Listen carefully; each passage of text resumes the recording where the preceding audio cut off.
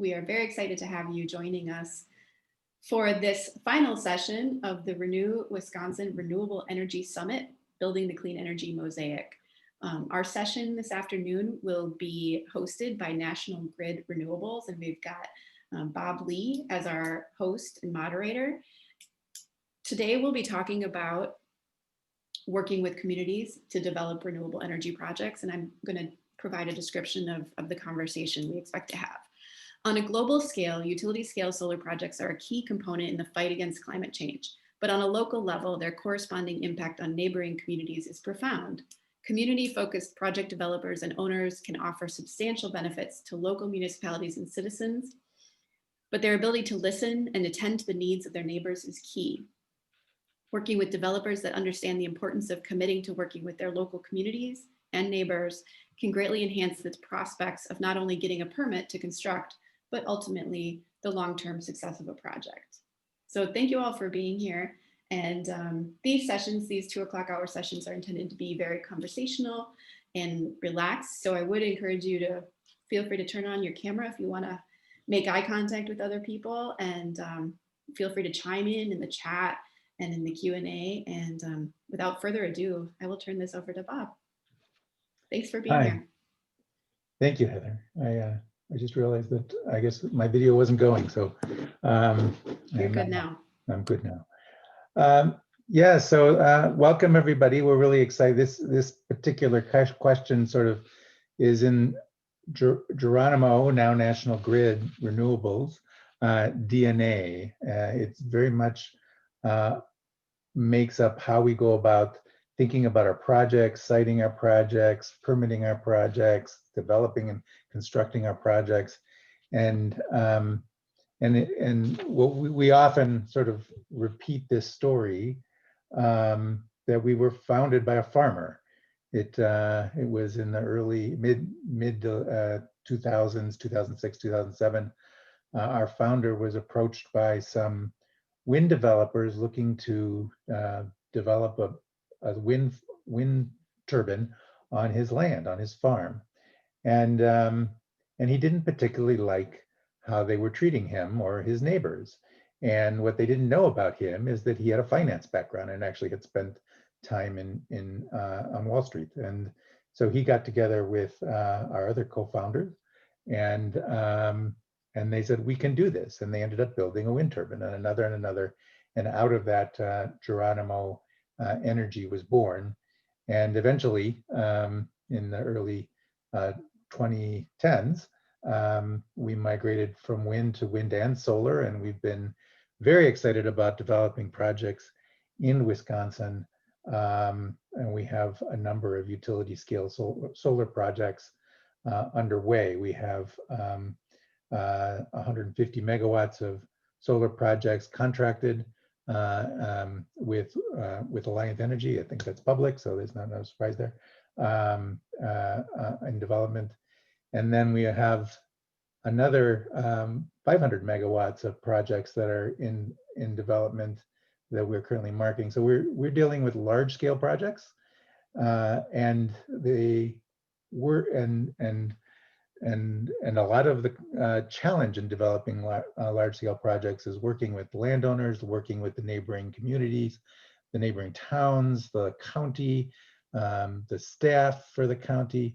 So there's a lot of people involved in this, and from the beginning, it's been very important to National Grid Renewables that we're a positive impact on those communities and how we approach them. So that's what we hope to talk a bit about today. And I thought what we could do is break it down into some of the different constituents that we work with, and just sort of chat a bit how it's like working with those. Helping me in this is Ben Adamich. Ben is our lead developer in Wisconsin. So he's done everything from sit at the kitchen tables with farmers to presenting to mayors and county staff and running the interconnection process. So I'll be posing a lot of the questions to Ben, but we're really interested in understanding, getting feedback from others, what they feel is important on how you work with local communities and how you make it a positive experience. By the way, I am on the origination team with Geronimo. I'm sorry, National Grid Renewables. Geronimo was our old name, and so I work with our utility partners, C&I customers. That's the portion of the customers that I work with to find offtake for the projects that we develop. So that's my role in National Grid Renewables. Any questions? I see a number of folks. Okay.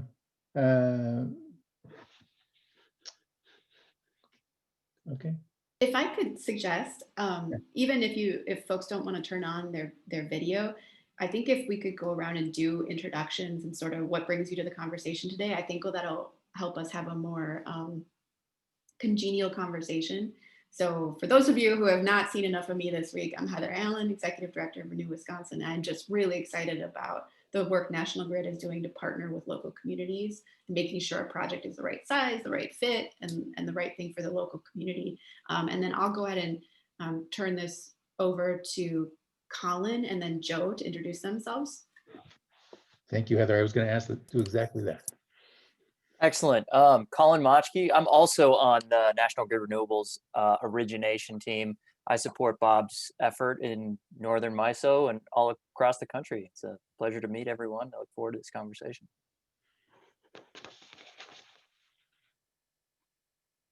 Hi, I'm Joe Pallardy. I work at EOR, our Cottage Grove office, which is just outside of Madison. Got my start doing community solar projects in Minnesota about 2 years ago. Moved over to the Madison area, and just been really happy with how things are progressing in Wisconsin. When we first attended the new conference in 2018, was kind of disappointed how things were kind of moving slow, but there's a totally different story here 2 years later, and we've been really blessed to be a part of it here at EOR. So. Thanks, Joe. And Ben, did you get a chance to say hello? Bob spoke for me, but hello, Ben Adamich, National Grid Renewables team. I manage our developments for a few states, including the great state of Wisconsin, which I've been working in for about 4 or 5 years. I'm excited to be here. Thanks, Ben. And then we'll have Joanne and then Eric introduce themselves. Joanne Blank from Stantec. I work with National Grid Renewables and formerly Geronimo, not only on solar in Wisconsin, but also some wind projects across the Midwest for many years. And I'm just joining in today because I'm just always interested in the community aspect of these projects, and especially some that are directly in support of the smaller communities. Thanks.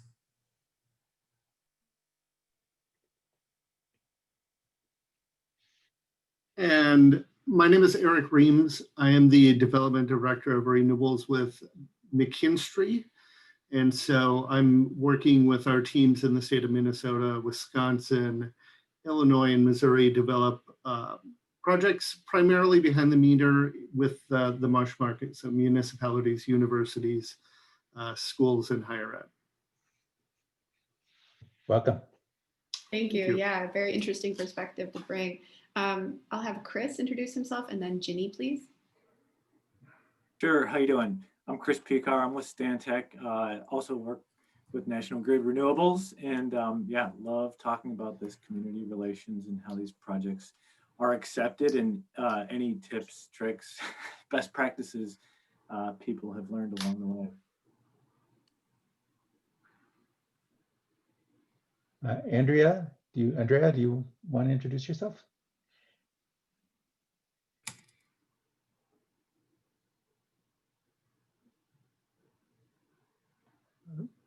Oh, we can't hear you. I think you're unmuted.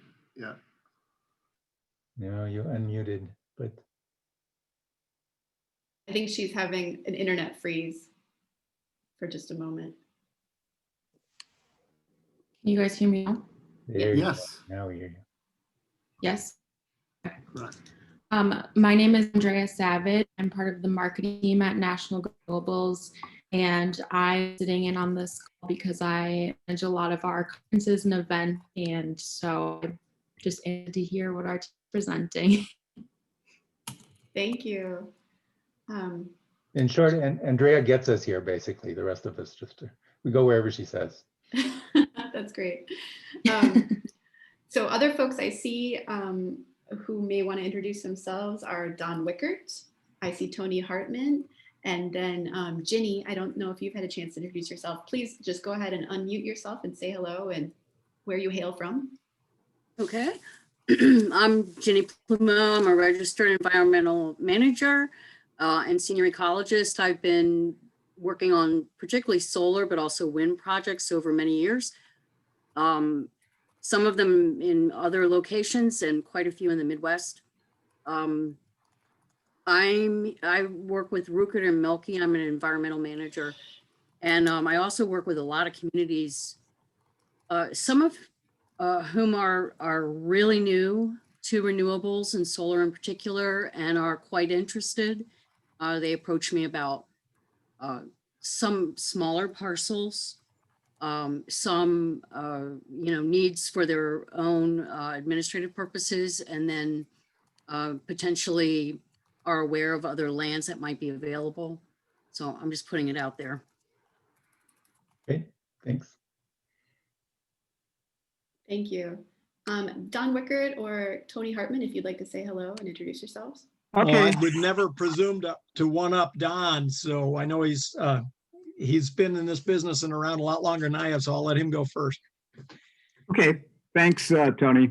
I'm just a general energy geek. I've been involved in Wisconsin renewables since 1981, maybe before some of you were even born.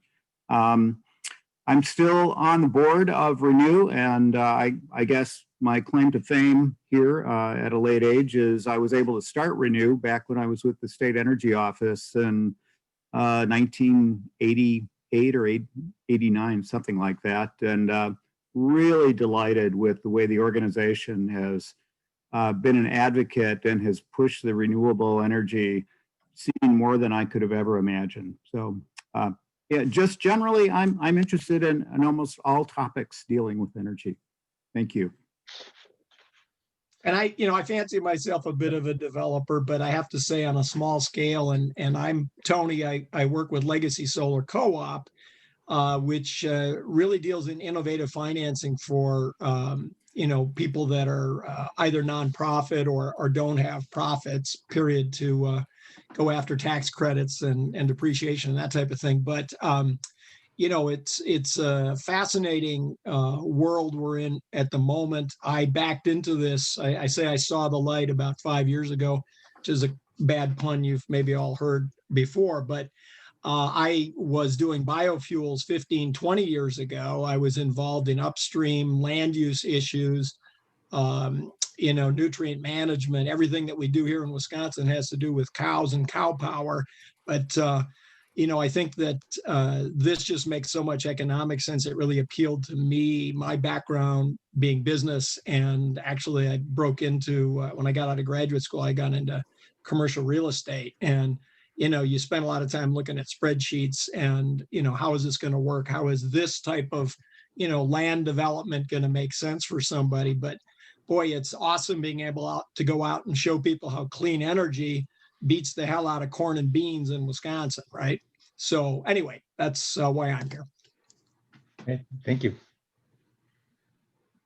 Thanks, Tony. So I see Forrest and Daryl and Mariah. If you would all introduce yourselves in that order, please. Yeah, thanks, Heather. My name is Forrest. I work with Eric Udelhoffen at One Energy Renewables. We're a utility scale solar developer. And I jumped into this session because this topic really kind of hits home for me, literally. We were lucky enough to develop a 1 megawatt community solar project outside my hometown near Ashland, Wisconsin. And that experience was, just really powerful to me. Kids I played baseball with growing up were the electric engineers and the installers on that project. And then we were able to also donate some spare panels to some nonprofits in the area. So I don't know, this whole topic is just really fascinating to me, and excited to how can we more adopt it, especially with small utility scale projects. Good. You'll be able to help us talk about this then. That's great.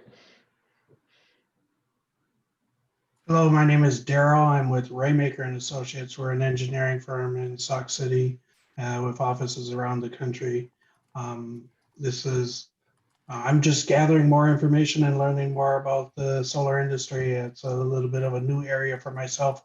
Others in our office have been involved a little bit more, and I'm just making sure I'm ramping up or amping up. So thank you.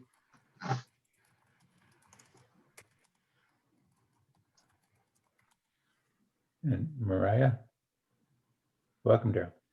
Hi guys, I'm Mariah Lynn from Good Steward Consulting. We're located out of Minnesota, but we are a public relations and community support advocate. So we do community relations and public outreach for utility scale developments in the Midwest. Got a little shy of 5 gigawatts of projects we're working on in wind, solar, and battery storage throughout the Midwest, and actively working on 6 projects in Wisconsin. And this topic is extremely important for what we do, obviously, and I've been fortunate, our team's been fortunate enough, the developers we work with have a very paternal look at the communities in which they're developing projects and constructing and owning and operating projects. It makes a huge difference. So I'm glad you guys are all going to be discussing this today. It's extremely important. Thank you. Thank you. Thanks, Mariah. Glad you're here. Brad and Seth, would you introduce yourselves in that order, please? Good afternoon. I'm Brad Kolka. I'm with Alliant Energy. I'm in our operations group, so just really interested in hearing a little bit about solar from the developer's perspective. And then once they get built, I take them over and run them. You have to live with what we build, right? Exactly. Exactly. Hi guys, I'm Seth Light. I'm the marketing manager here at Good Steward Consulting. I work with Mariah Lynn, and yeah, we try our best to kind of integrate utility scale solar, wind with all of our community-based projects, and I think we do a really good job of helping rural communities, yeah, as said earlier, see the light to the possibilities of these projects. So I deal with more so like social media, kind of answering questions on Facebook and other social media channels. And yeah, I look forward to learning a lot. Thank you. So we just got 2 more folks, I think. Dina and Lane, if you'd introduce yourselves.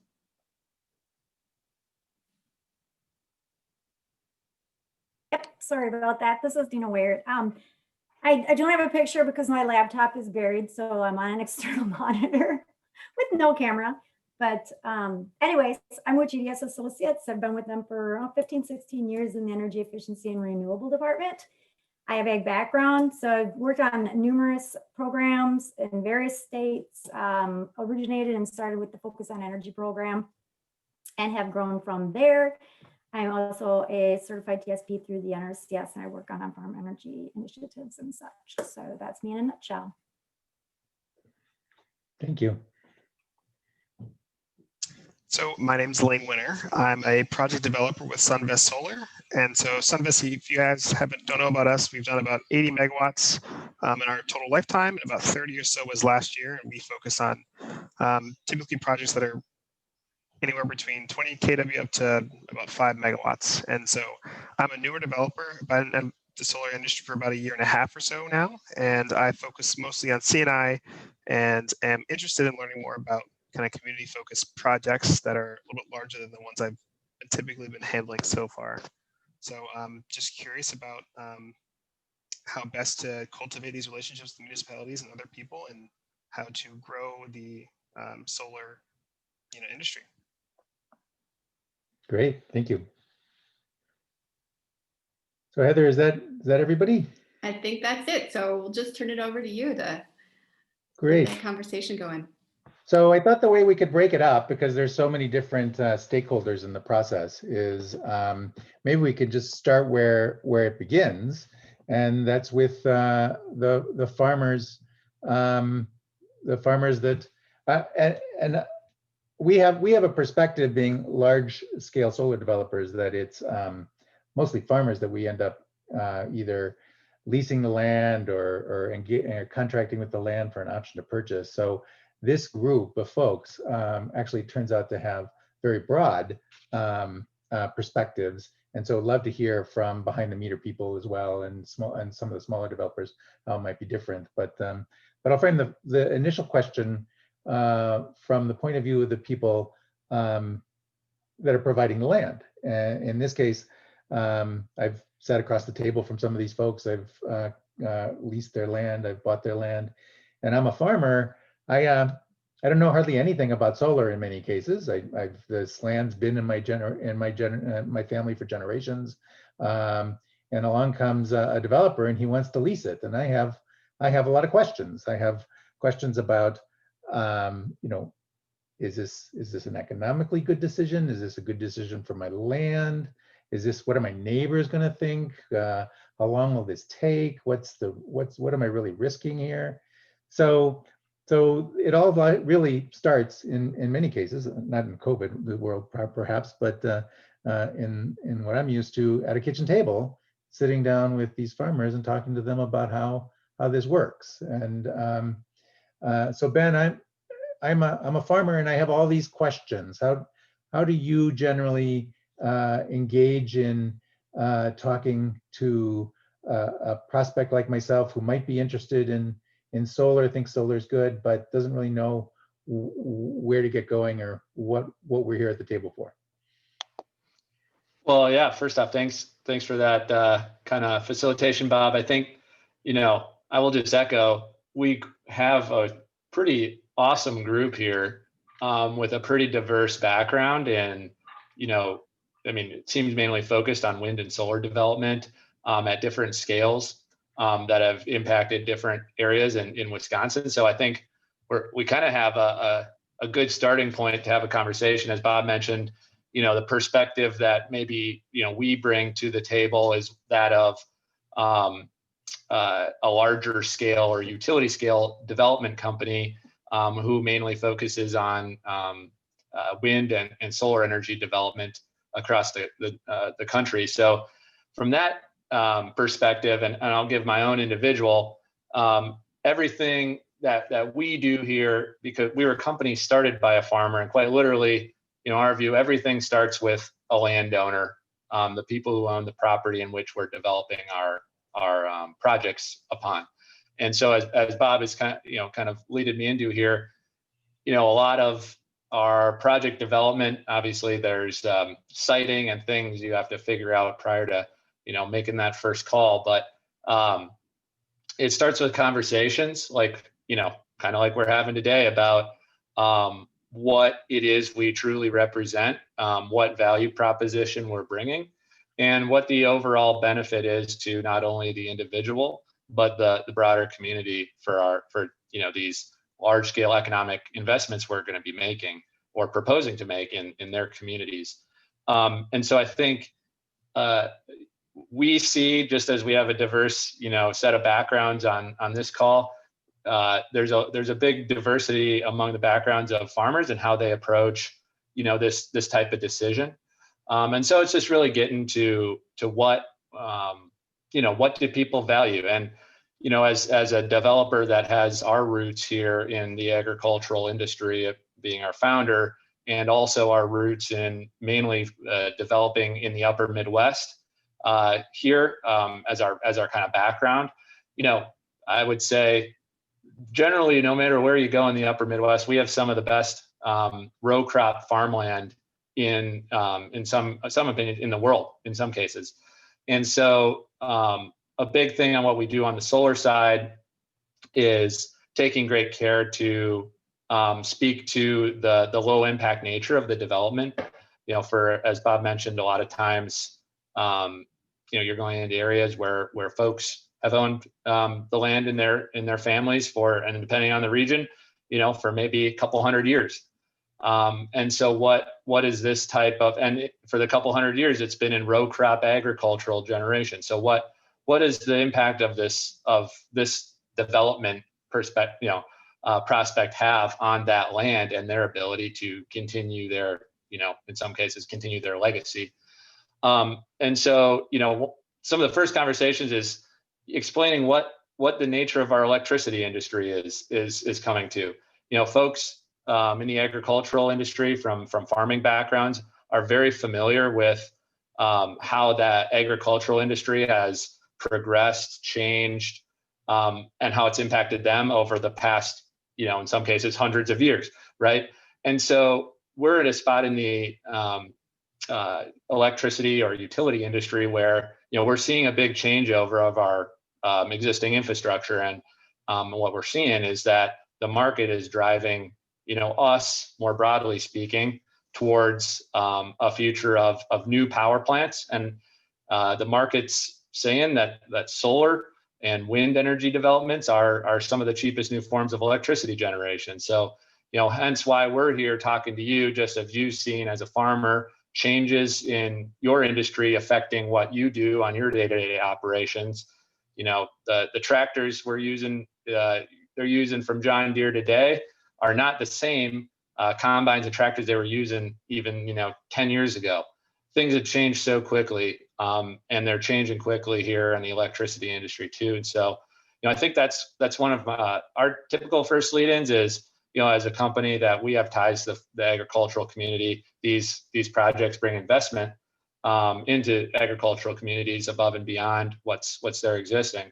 And really where we're at is a sweet spot in time where, we have a great opportunity to bring something good in these areas where, in some cases there hasn't been a lot of economic development over the past 20 to 30 years in some cases. So that's typically the start, is kind of just talking the good word on high level, what's caused us to be where we are today, and why am I, somebody who works for a solar development company, talking to you, a farmer who, has no background in the electrical industry. So that's generally where we start. But it really, really depends on what scale we're talking about. Oftentimes we're, as National Grid Renewables, developing projects that are either hundreds or thousands of acres in size from a solar standpoint, and tens of thousands of acres in size from a wind standpoint.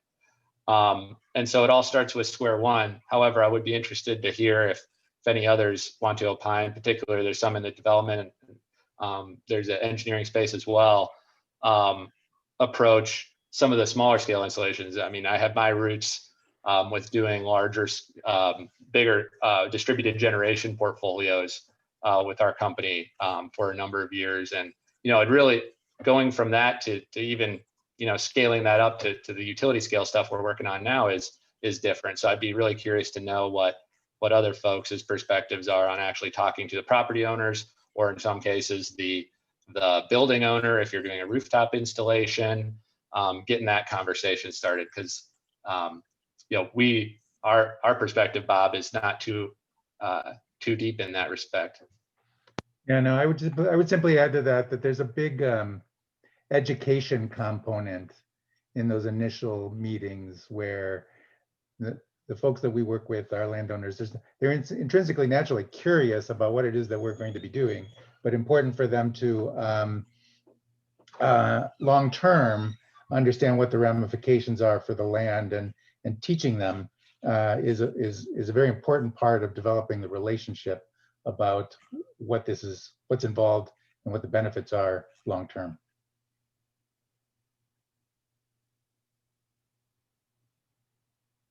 Well, I've got a question. I'll jump in, and I think I'll put it back to you, Ben, and maybe others can answer as well. But I'm wondering, when you approach a farmer with, say, large land holdings, it seems like, talks are successful. They could go one of two ways. They either, sign everything, or sign X% of the land, really to more hedge their revenue.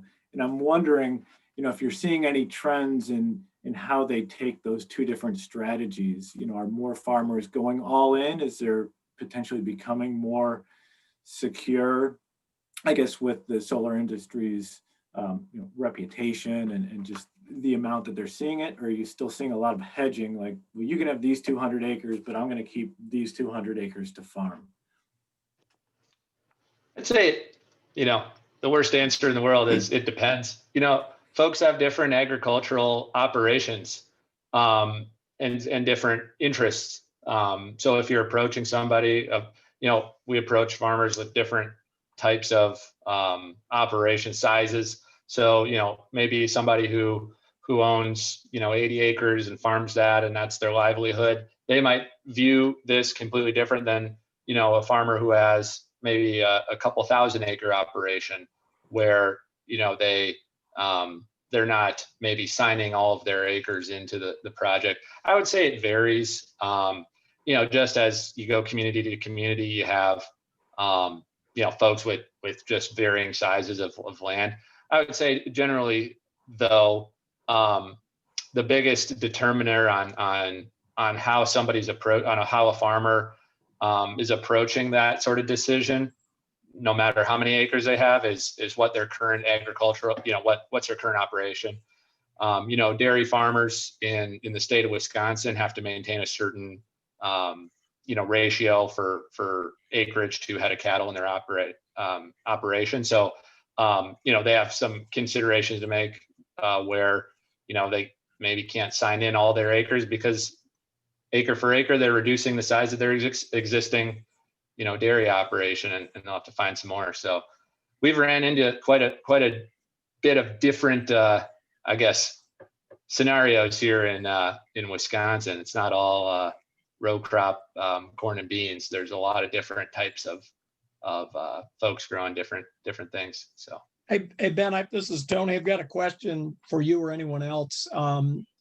So obviously the 1 cow 1 acre rule of thumb for dairy, and I worked in this space for quite a while, doing audits and things. So got smarter about this, even though I've never milked a cow in my life. They need to spread that manure around. And when I asked somebody who knew just a little more than me about spreading it on land where we were trying to generate, electrons, they just laughed and said, "Oh, no way, you could never spread."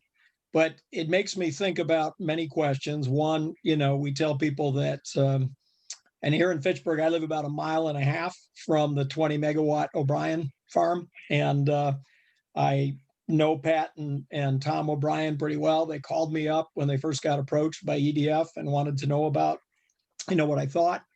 And I would say that, if you could tackle some of those issues. I mean, I've also heard about people who want to still hunt on land, even if they're doing solar, which is, obviously a big thing here in Wisconsin as well. So how would you answer that?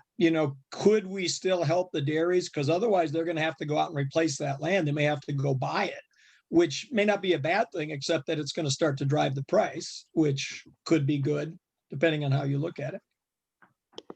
Yeah, I think that as we see more and more large scale developments, that I think, my personal view and that issue will likely come to a head here. And I think it's an interesting opportunity, to be quite honest.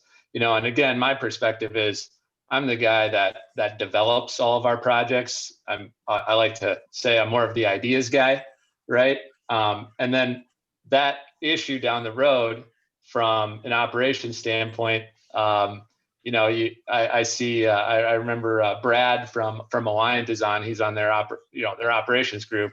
If he was in charge of operating that plant, he'd probably just shake his head at how difficult that would be. But I think we should view that as an opportunity to maybe find some middle ground on working out ways to further integrate these projects with the existing agricultural economy in Wisconsin. I think it's an awesome opportunity, to be quite frank. So yeah, it's something that I find myself thinking about as we're developing, and talking with landowners across the state is stuff like that all the time. Hey, Ben, I'll jump in here real quick. this specific question has actually come up for us in Wisconsin on a number of projects. I don't know if you were on any of these other sessions, but we're working with a developer on Koshkonong in Dane County, and that involves a very large dairy adjacent to that project area. It's not the first time, won't be the last time, but we have had those discussions. I can tell you the dairy farmers in my world have been less likely to participate unless they're near retirement or milk prices are suffering. You get a lot more participation when commodity prices change downward, right? But we've addressed things like the spreading of manure, and you have the manure spreading even regardless of your proximity to a dairy farm. It could be another type of cattle farm where there is a manure issue, and anytime we take this number of acres out of use for things like that, then it creates a wave of problems. And that's part of why it's so important that everybody's talking about this, because the real world outcome of these solar projects is a real world outcome for the people that live in these communities. I live in a town of 315 people, and I'm fortunate when I go to a farmer's table that I can approach them as a former farm wife and mother of a 5th generation farmer who will be future taking on a century farm. I also live next to wind turbines. So, finding something that's common ground with the person you're sitting across from is always going to be paramount. And if you don't have common ground or their questions are specific, the general rule is get an expert in there. Find somebody that can help you bridge with trusted communication, talk to each of those points and pieces. We've looked at things like, is a digester something that needs to happen for these adjacent farmers? Are there programs to help them find other ways to get rid of that waste, of that manure? How can we help with that? We've looked into whether or not we could spread manure beneath the panels. And we've made arrangements for hunting around these grounds. We've made arrangements for ATV trails, for snowmobile trails, for walking paths, for people who have horses that are used to riding horses through that 80-acre field that's now going to be covered with solar panels. And gosh, we just lost a place where we can train new ponies after harvest is done and before everything is tilled. What are we going to do? The participating landowners are a great resource for that. If you heard from Bob Bishop from the Badger Hollow Solar Farm earlier this week, I worked with Bob really closely when we were working on Badger Hollow, and Bob was so willing to accommodate his neighbors with all of their issues and their concerns. Bob owns 1,850 acres. He put a portion of that into the solar farm, retained operational ground, but he was able to move pieces around based on what his neighbors, other multi-generational farmers, needed to have to be, comfortable with the project. Having that type of participating landowner, having a Bob in your project is amazing. I'll digress, but I wanted to throw in a couple of comments there.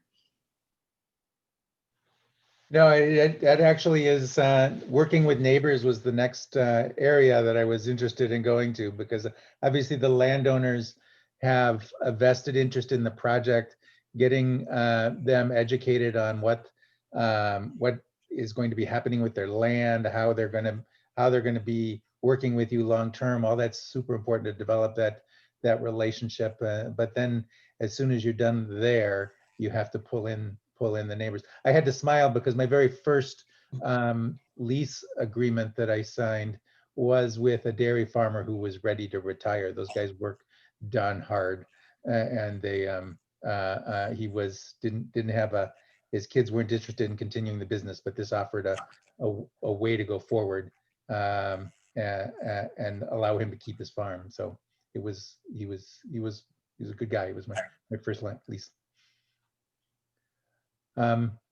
So actually that's actually not a bad place to pivot. Once you're working with, once you've found some land and you begin to work with the local townships and neighbors, Ben, what do you think is important with respect to how you approach the local communities to begin talking about there's a solar project that we're considering developing in this area? I think it's listening. As Mariah just stated, I think, again, finding common ground, listening to what the concerns are. It helps to have an open line of communication. Sometimes people aren't verbal or vocal about what their concerns are. So sometimes it's trying to suss out what they are. And I think just really getting a conversation going. Seems like this day and age, it's, you know, a lot of stuff, there's no conversation had. It's either right or wrong, but having the ability to sit down with somebody, find common ground, get a conversation going, figure out what the really root cause of any issue is, share, come out of the interaction, both parties learning more about the perspective and respecting the perspective of the other, I think is kind of key from a high level standpoint. On an individualized basis, obviously, you know, we're trying to develop a project that works for everybody, you know, both the participating landowners, the community, the neighbors, and ourselves as an owner operator as well, that, you know, so we can actually sell the electricity in the market, which is just like a farming operation, by the way, on how we, you know, garner our revenue. We're subject to the market pressures. So, you know, it's just finding common ground between all those interests. And, you know, again, I think it's a positive. We're coming in with a proposal that, you know, obviously bias here, you know, we view as beneficial to the community because of so many reasons, you know, the investment we're making and whatnot. And we have an opportunity to make it something that the community has input on, which is awesome. You know, quite frankly, you know, you don't get to do that with a lot of different types of developments because that's what we're doing. We're doing real estate development, but we get to you know, make changes that try to make everybody happy. So yeah, I think it's actually pretty neat, and that's comes from listening, you know, sitting down at somebody's table, working through things with community leaders and neighbors, different stakeholders in the project. I mean, just listening, taking it all in on people who will talk to you, and making that all into a concise project that you can get some support behind. So I think it just starts with listening, mainly. I wanted to raise a question that Don put in the chat here. Speaking of, you know, putting, what are the pieces of the project? He's asking, well, maybe you can see this question, but he's asking, what's typically involved in a contract with the landowner? Price per year, per acre, per kilowatt, access, maintenance, length of contract, how long are the contracts, and are lawyers involved on both sides, and is everything negotiable, or where are the areas that you have to come to agreement? I might have lost you for a second there, but I would say generally, I'm going to turn on my video here. Can you guys hear me? Yep. Yes, can hear you. Okay. I'd say generally on that question, Don, you know, again, finding common ground, the way I typically explain it to a landowner or community member is, you know, we've got a big piece of pie, you know, or a big pie, and every little project cost input is a piece of that pie. And it ultimately all bakes into what we end up, you know, needing to garner in terms of revenue of selling our commodity which is electricity. Just the same as a farmer has all these different inputs on their agricultural operation. Like you don't know what the corn futures are going to be all the time. You don't know how much seed is going to cost. You don't really know. You don't know how much, you know, can you get good, reliable labor? All this stuff all boils in to what we're able to do. So we're really negotiable on a lot of key points on what we'll need a kind of financing muster for a project. But at the end of the day, you know, we have all these different inputs. And so, you know, we're negotiable on a lot of things, but, you know, there's give and take to what we can and can't do. So, you know, we take a pretty flexible approach. Some people appreciate that. Some people don't like that. They like things to be more rigid, I would say, on how we approach kind of lease negotiation or otherwise. But, you know, I think you know, just like just finding common ground between agricultural operations is pretty good. But yeah, we like to think of ourselves as flexible and workable with, landowners, community members, neighbors, and such. So hopefully that answers your question, your broad question in a broad and vague manner. The last part of the question certainly is there are lawyers involved in both sides because the contracts are long-term contracts. And they can be anywhere from 25, 30, 40 years of length. So certainly for the large utility scale projects. So normally the contracts are longer rather than shorter, and you do have a lawyer review them on both sides. I might jump in. I got a question for Ben as a fellow utility scale solar developer. We've spent a lot of time talking about the landowner, who I, in my perspective, kind of see as our window into the community. That we're coming to them with a proposal, and we have our story that we're trying to tell of why we think a solar project's good here, but they have a large story of who they are in the community and what their community is all about. And I'd be interested to hear, Ben, kind of how that story changes from the landowner to maybe going to the permitting stages where you're trying to sell the project or convince other people in the community that this thing is beneficial, not to, I get a lot of people coming to me and say, why is it on this person's land and not mine? And how is it benefiting me as a different member in the community? And I'm interested to see, like, what's your strategy when you communicate with people asking questions in the community like that? Yeah, that's a good question. I mean, naturally, I would say the power industry isn't pretty. Like, we're no one that's not participating in the industry. Not many people are talking about, what it actually takes to develop or build a power plant, right? And so to get people excited about building, at any scale, this electricity generation device, which is so let's say a ground-mounted solar farm or a rooftop solar installation or a wind turbine installation, right? It's there to service a need for the broader community, which is everybody who uses electricity at a whole. So I think, depending on depending on how that resonates, I think that's a common ground point to find.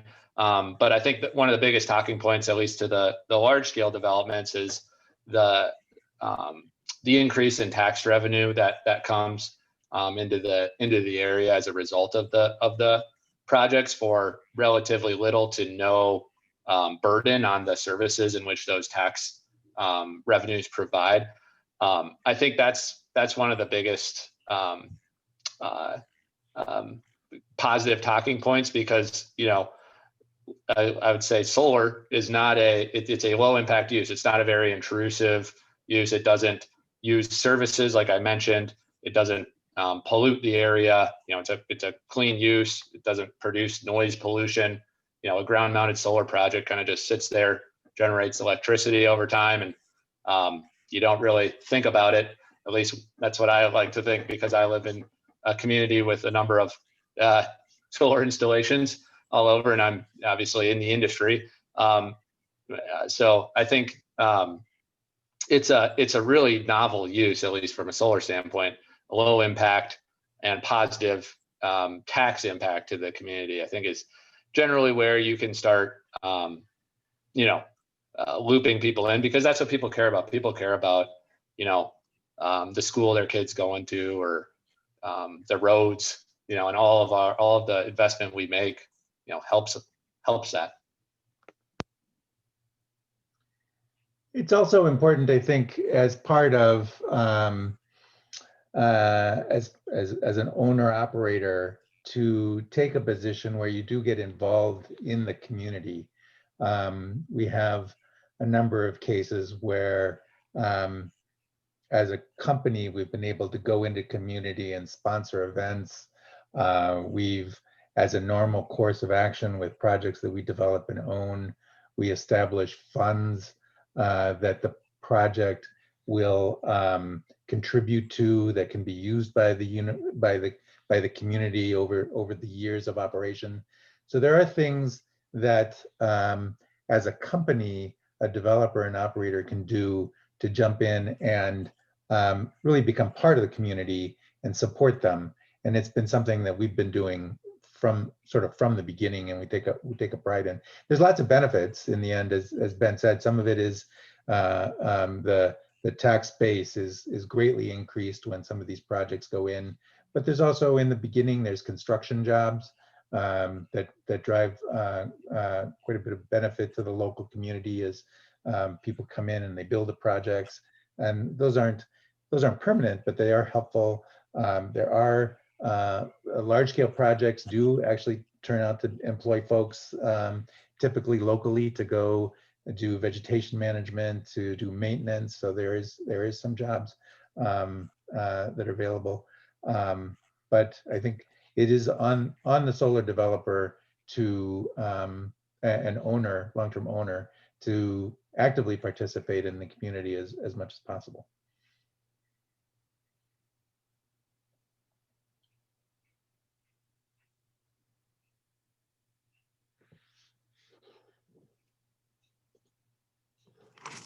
And let's see, what else?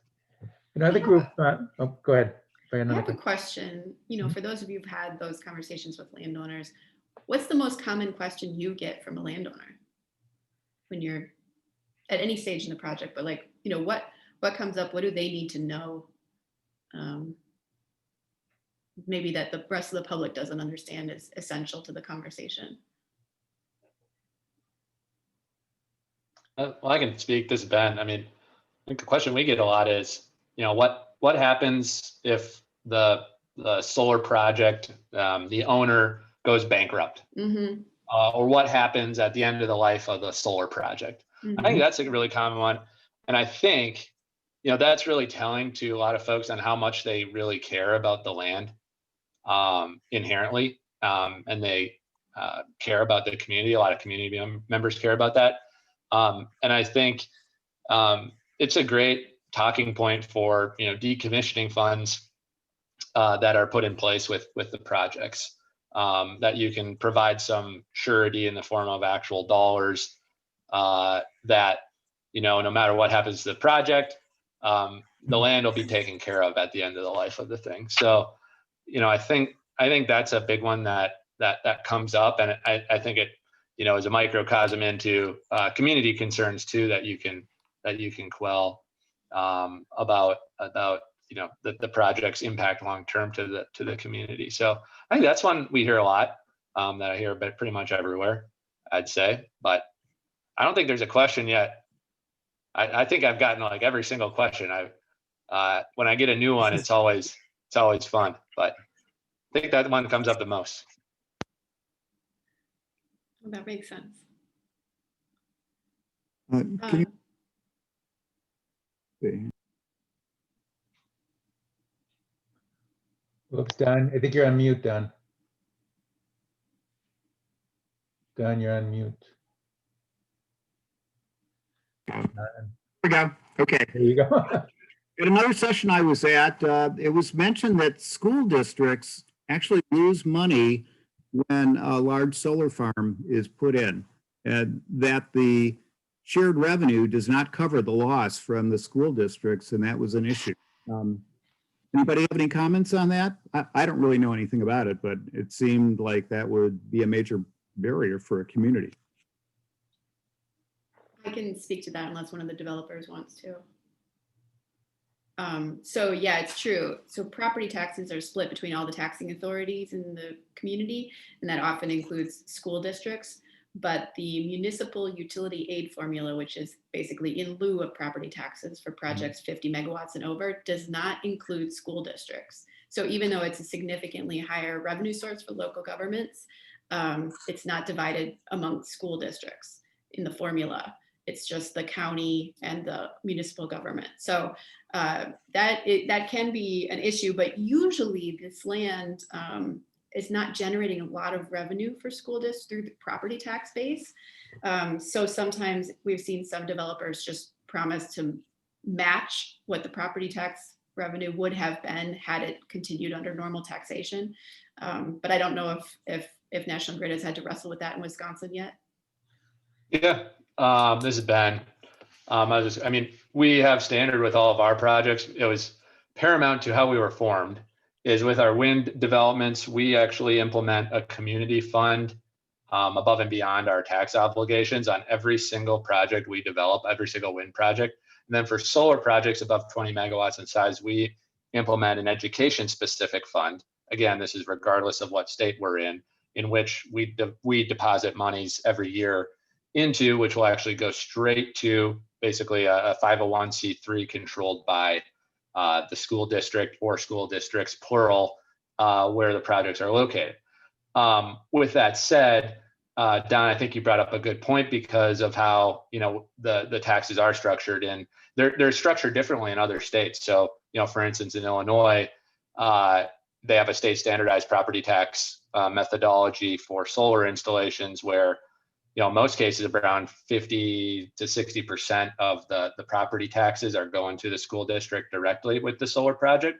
So it's set up differently in different places. We've kind of taken an approach, before this even was ever an issue in Wisconsin, of just putting together community and education funds, which is what kind of our company does. It's in line with how we were formed by a farmer to try to spur economic development in rural communities.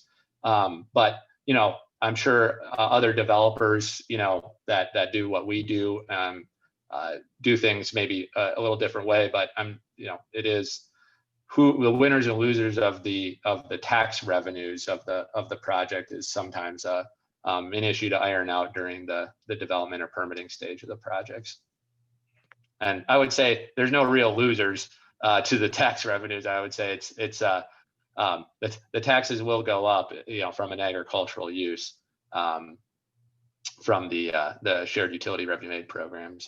So it's just some entities get paid more than others in that revenue breakdown, as Heather just mentioned.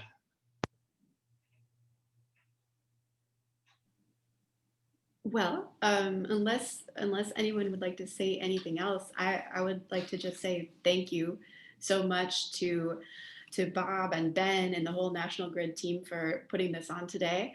And thank you to all of you for attending our 10th annual Renewable Energy Summit, our first ever and hopefully our last virtual summit. We've really enjoyed connecting with you over the last few days. And thank you to our sponsors, many of whom are on this conversation right now, especially our presenting sponsors, Arch, Green Penny, and Invenergy. And thank you to all our talented speakers.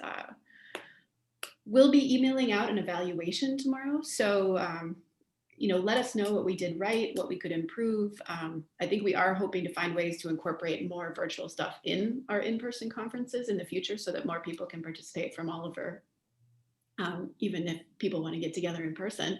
And we're just really grateful for all you do to advance renewable energy in Wisconsin. Thank you. Thank you for being a part of this. Well, thank you, Heather. Thank you, everybody, for joining. There's a whole bunch of stakeholders we didn't even get to in our conversation, but maybe we'll have to pick that group up next year. Absolutely. Absolutely. Thanks, everyone. So long. Thank you. Have a great day. Yeah.